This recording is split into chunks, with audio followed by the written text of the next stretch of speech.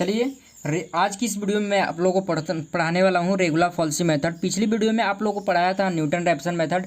Newton Raphson method बताया था, Newton Raphson method क्या होता है, उसका बेसिक फार्मूलाज बताया था और उस पर एक न्यूमेरिकल मेथड बताया था, किस तरह से न्यूमेरिकल मेथड को सोल्व किया जाता है और कैसे एग्जाम में वो इसे एग्जाम में आप लोग को क्वेश्चन देता है। जिस तरह से मैं आप लोग को बताया था उसी तरह से आप लोग को हल करना है। सबसे पहले क्या कहता है, हर जितने सारे मेथड ये तीनों बता रहा हूँ, तीनों मेथड में आप लोग को क्या देखा जाता है कि सबसे पीछे वाली वैल्यूज को मिलाया जाता है कि क्या पिछली वाली वैल्यू आपकी सेम है कि नहीं। अगर सेम है तो वही फॉर्मूला जो सेम रहेगा तो वही मेरा आंसर हो जाता है। तो चलिए आज की इस वीडियो में मैं आप लोग को रेगुलर फॉल्सी मेथड पढ़ाने वाला हूँ। रेगुलर फॉल्सी मेथड ये होता है जो कि आपको बहुत ही ध्यान से पढ़ना पड़ेगा, क्योंकि इसको ध्यान से वीडियोस को देखिएगा, वीडियोस को स्किप नहीं कीजिएगा। और वीडियोस को स्किप करते हैं या बढ़ा कर देखते हैं तो आपको कोई भी समझ में नहीं आएगा। तो इस तरह से आपको समझ नहीं आएगा और एग्जाम में आप बढ़िया से नहीं हल कर पाएंगे, तो इसलिए आपको सोल्यूशन नहीं कर पाएंगे। तो इसलिए आपको मैं इस वीडियो को स्टार्ट करता हूं। और वीडियो अच्छा लगे तो वीडियो को जरूर लाइक कीजिएगा और हमारे चैनल पर नहीं हो तो चैनल को जरूर सब्सक्राइब कीजिएगा और वीडियो को जरूर शेयर कीजिएगा, क्योंकि इस तरह से आपको जो भी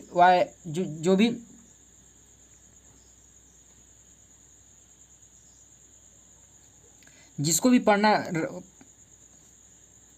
तो चलिए इसको स्टार्ट करते हैं। जैसे कि रेगुलर फॉल्सी मेथड। अब रेगुलर फॉल्सी मेथड होता क्या है, तो देखिए जो रेगुलर फॉल्सी मेथड है ना, बहुत ही ओल्डेस्ट मेथड है, जो कि इसको बहुत ही पुराना मेथड है।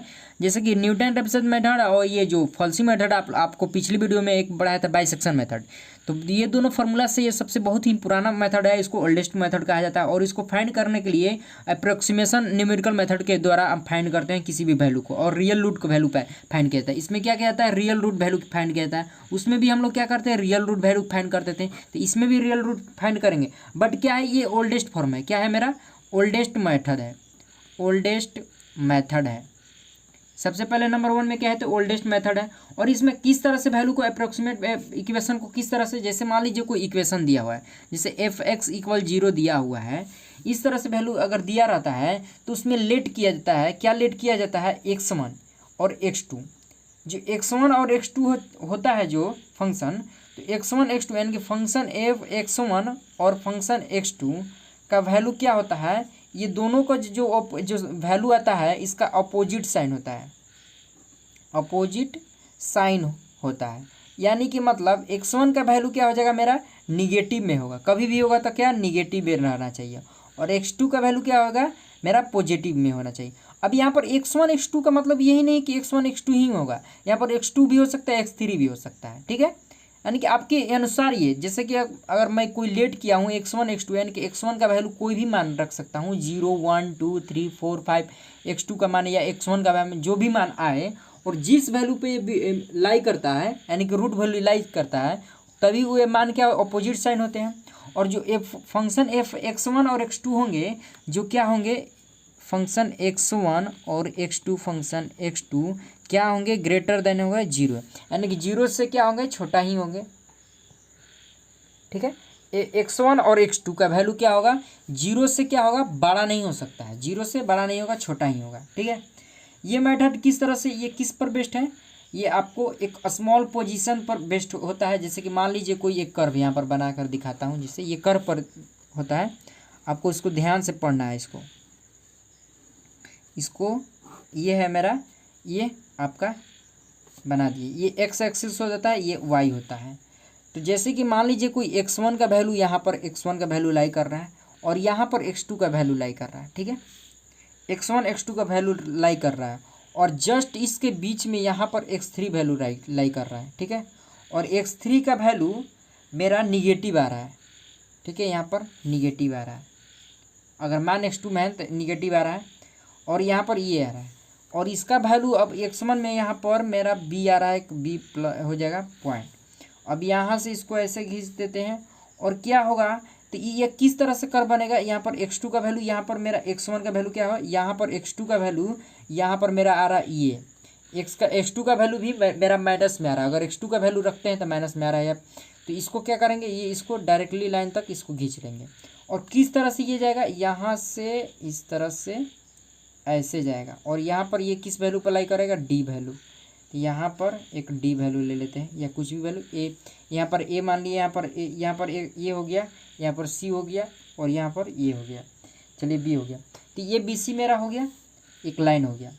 तो अब देखिए किस तरह से ये लाई कर रहा है, आपको ये बता रहा हूँ। इसका क्या फार्मूला आ जाते हैं, क्या इक्वेशन इसके बनते हैं। तो इसका इक्वेशन बनेगा y minus f x one into f x two minus f x one upon क्या होगा x two minus x one, ठीक है। और यहाँ पर मेरा हो जाएगा एक्स माइनस एक्स वन, इस तरह हो गया। तो चलिए इस तरह से होंगे। तो अब इसके बाद आपको बताऊंगा कि क्या इसका फार्मूलाज होते हैं, किस तरह से फार्मूलाज को ज्ञात किया जाता है। तो सबसे पहले मैं आप लोग को फार्मूलाज बता देता हूँ कि सबसे पहले फार्मूलाज क्या होंगे। तो डायरेक्टली मैं आप लोग को फार्मूलाज इसको बता देता हूँ अब डायरेक्टली, क्योंकि अगर ज़्यादा इसको डीपली में ले जाऊँगा तो आप लोग को समझ में नहीं आएगा। और समझ में नहीं आएगा आपको सबसे पहले क्या कि इसमें सिर्फ न्यूमेरिकल मेथड ही पढ़ना है। इस तरह से इसमें न्यूमेरिकल मेथड आता है,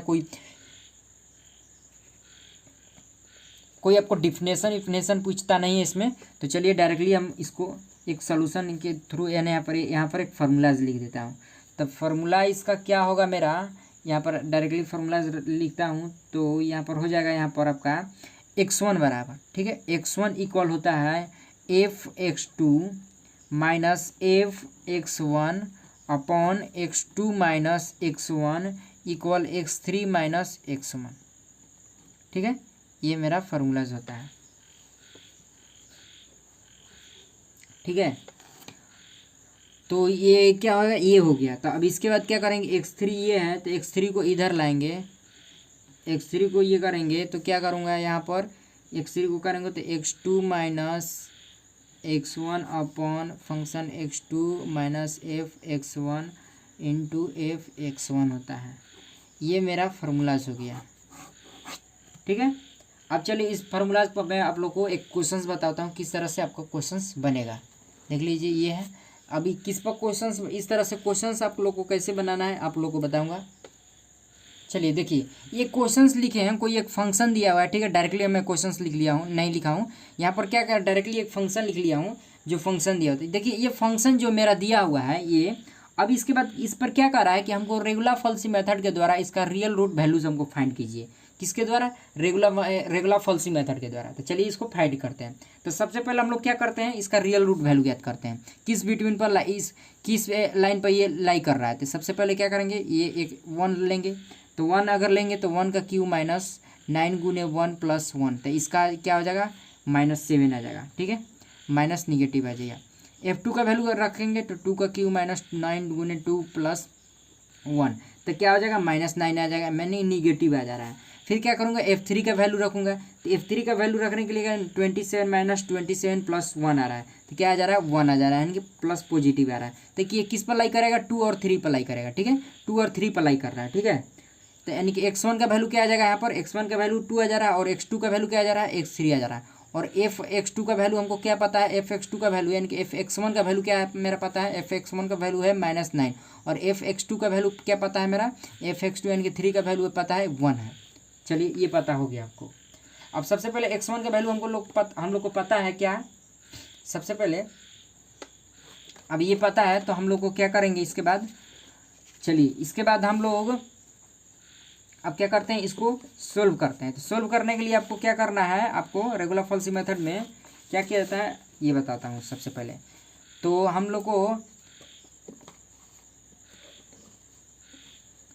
ये क्या, यहाँ पर ये इतना तो हम लोग को आ गया। अब देखिए यहाँ पर ये इतना आ गया, हम आने के बाद आपको क्या बताए थे, देखिए यहाँ पर फॉर्मूला क्या बताएं, x2 minus x1 f x two minus f x one minus f dash f x one, ये बताए हैं एफ एक्स वन। तब मैं इस पर फार्मूलाज बैठाऊंगा, जैसे कि x2 का वैल्यू हमको पता है, x1 का भी पता है, एफ एक्स टू का वैल्यू पता है, एफ एक्स वन का वैल्यू पता है, इसका भी x1 minus x2 minus x1 upon f x two minus f x one into f x one, ये मेरा इक्वेशन था, यही मेरा फार्मूला था। तो हम x1 का वैल्यू हमको पता है कि क्या है 2 है, ठीक है 2 रख दिए, माइनस इसका पता है x2 का वैल्यू पता है, x1 का वैल्यू पता है, और इसका भी वैल्यू हमको पता है कि इसका वैल्यू क्या है मेरा 1 है, इसका वैल्यू क्या है मेरा -9, तो यानी कि -9 है, तो यहाँ पर माइनस माइनस क्या हो जाएगा प्लस हो जाएगा, तो 9। चलिए f x two minus f x one हो गया। अब x1 का वैल्यू मेरा पता है -9 है, चलिए रख दिए ये भी। तो यहाँ पर क्या हो जाएगा 2 प्लस यहाँ पर 1 अपॉन क्या हो जाएगा मेरा यहाँ पर 10 हो जाएगा, यहाँ पर क्या हो जाएगा माइनस, यहाँ पर 9 हो जाएगा, माइनस माइनस अब यहाँ पर माइनस है यहाँ पर 2 - 1 था, माइनस माइनस क्या हो जाएगा प्लस होगा, था डायरेक्ट मैं प्लस कर दिया हूँ। तो इसके बाद मेरा क्या आ जाएगा 2 पॉइंट यानी कि 2 + 0.9, तो क्या हो जाएगा 2.9। अब ये फंक्शन अगर x3 का वैल्यू ये आया है तो x3 का वैल्यू हम क्या क्या करेंगे इसमें एक 2.9 रखेंगे, तो 2.9 रखते हैं तो क्या हो जाएगा -0.711 निगेटिव वैल्यू। अब देखिए x3 वैल्यू ही क्यों रखें, अगर यहाँ पर x2 तो वैल्यू हम लोग भी रख सकते थे। तो आपको सबसे पहले ये तो आप लोग को पता है कि रूट वैल्यूज का 2 आता है, देन x1 आता है और x2 आता है। तो x1 हमको पता ही चल गया, x2 भी पता चल गया, तो x3 का वैल्यू हमको पता करना है। तो x3 का वैल्यू हम लोग पता किया 2.9 आया। अब फंक्शन में मान जो भी फंक्शन दिया है तो 2.9 का मान रखते हैं, तो ये वैल्यू आ जा रहा है निगेटिव। अब निगेटिव आ रहा है तो फिर से क्या करेंगे, आपको फिर क्या करना है सेकेंड अप्रोक्सीमेशन ज्ञात करना है, फिर से आगे यानी x4 का वैल्यू ज्ञात करना है। तो x4 का वैल्यू ज्ञात करेंगे तो क्या होगा, तो अब x1 की जगह क्या हो जाएगा x3 हो जाएगा, माइनस क्या हो जाएगा x2 हो जाएगा, माइनस x3 हो जाएगा अपन, यानी कि x1 की जगह चेंज करना है, सिर्फ x1 की जगह चेंज कर दे जाना, f(x2) हो जाएगा माइनस f(x3) हो जाएगा, और फिर क्या हो जाएगा फंक्शन f(x3) हो जाएगा। यही होगा। हमको x3 का वैल्यू हमको पता है क्या है 2.9 है, ठीक है। x2 का वैल्यू हमको पता है कि x2 का वैल्यू क्या आ जाए 1 है, हमको यहाँ पर x2 का वैल्यू हमको पता है कि 1 है, हाँ -2.9 अपन क्या आ जाएगा 1 प्लस यहाँ पर 0.711, क्यों प्लस किए तो माइनस माइनस क्या हो जाएगा प्लस हो जाएगा, और फिर यहाँ पर -0.711। तो यहाँ पर इसका x4 का वैल्यू डायरेक्टली हम लिख देते हैं, क्या आ रहा है केल्सी के अनुसार सोल्यूशन करने पा रहा है 2.9416 आ रहा है, ठीक है। अब इसका वैल्यू फंक्शन x4 का वैल्यू अब उसमें यानी कि इसका मान हम रखेंगे फंक्शन में, तो फंक्शन में मान रखने पा रहा है 0.0207 आ जा रहा है, ठीक है। अब ये क्या आ जा रहा है निगेटिव आ जा रहा है, सेम वैल्यू हो रहा है नहीं हो रहा है, सेम वैल्यू नहीं है, तो फिर क्या करेंगे हम ये फिर से ज्ञात करूँगा। तो इस तरह से आप ज्ञात करते रहना है आपको, और ज्ञात जिस तरह से अगर रेगुलर क्या करना है आपको ज्ञात करना है, जब से लास्ट वैल्यू में सेम वैल्यू आ जाएगा तो क्या हो जाएगा यही आंसर हो जाएगा। तो इस तरह से आप रेगुलर फॉल्सी मेथड भी बना सकते हैं, और रेगुलर फॉल्सी मेथड बहुत ही आसान मेथड है, इस तरह से ये भी बना सकते हैं। तो वीडियो यहीं तक अंत करते हैं, वीडियो को यहीं तक ख़त्म करते हैं, और वीडियो अच्छा लगा तो वीडियो को जरूर लाइक कीजिएगा, और हमारे चैनल पर न्यू है तो चैनल को जरूर सब्सक्राइब करिएगा।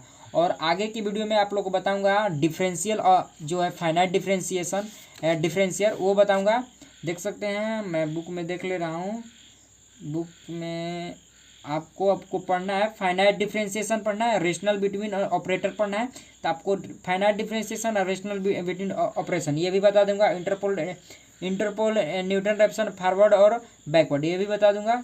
और उसके बाद आपको पढ़ना है इंटरवल और बिटवीन एन डिवाइजर, ये सब लॉरेंस सबसे बढ़िया लॉरेंस फार्मूला है वो आप लोग को जरूर बताऊँगा। तब तक के लिए वीडियो को यहीं तक अंत करते हैं, और वीडियो अच्छा लगे तो वीडियो को जरूर लाइक कीजिएगा, और हमारे चैनल पर नहीं हो तो चैनल को जरूर सब्सक्राइब कर दीजिएगा।